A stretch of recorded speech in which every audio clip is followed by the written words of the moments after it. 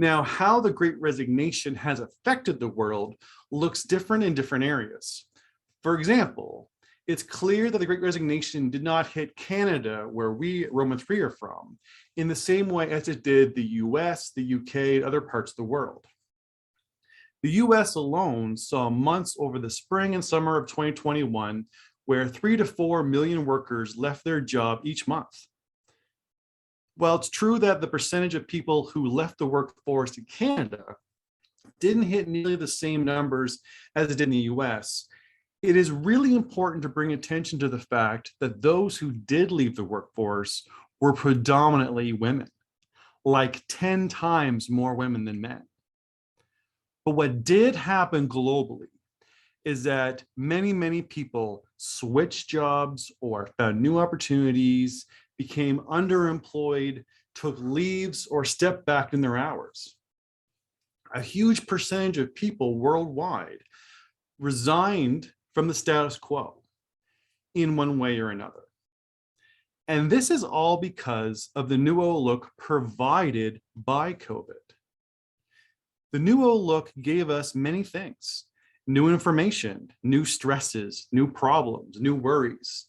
But the global pandemic has also given us something that comes when the status quo of our everyday is shattered: a sense of clarity, a new perspective on both our professional and our personal lives, most notably how they interact. Now, one of the interesting things about the human mind is how easily we're conditioned to gradual change. It's not unlike the boiling frog theory. I'm sure a lot of you have heard of this, where if you place a frog in a pot of boiling water, it will frantically try to escape. But if you place it in temperate water and then slowly raise the heat, it will adapt to the situation and be able to survive. But if you take it out of that hot water, you can't put it back in while the water is still hot. This is an excellent allegory for the modern workforce. Workers have had to deal with systemic issues like lack of safety enforcement, pay inequity, ineffective wellness programs, inconsistent work, and poor job security for a very long time. But the exposure has been slow. Workloads get a little larger each year. The gap between living costs and wages gets a little further apart. The mental stress placed on us gets a little bit heavier. All of this is how the heat has been raised in our proverbial pot.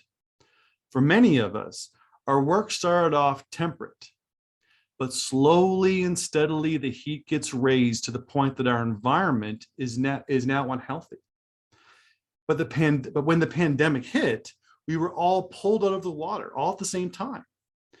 And now the reality is we don't want to go back into the water while it's still hot.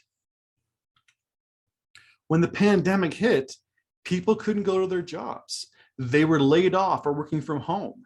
But they gained a new perspective, which brought new expectations. These expectations were about how they were being treated and what they were being provided. Many view the new expectations as something created by the pandemic. And in small ways, that's true.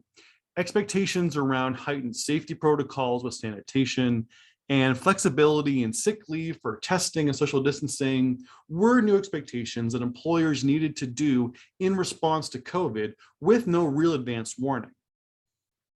However, when it comes to the vast majority of these new expectations that employees are really bringing to the workplace since the pandemic, most were not created by COVID.